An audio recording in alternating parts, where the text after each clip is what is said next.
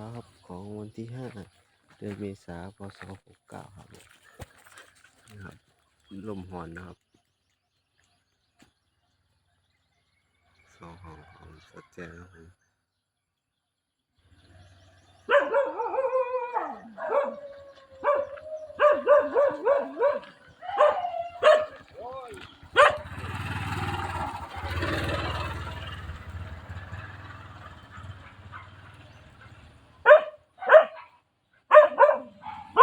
ผม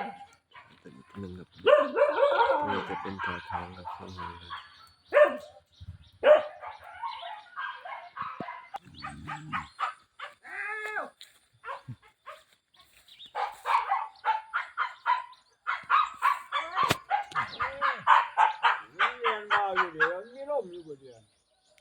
นี่วะ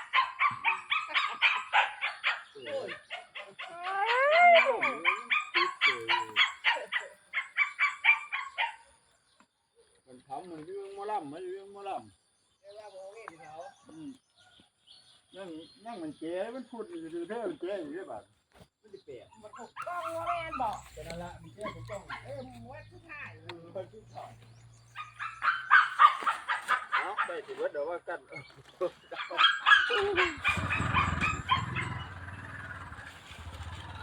ประมาณนี้ค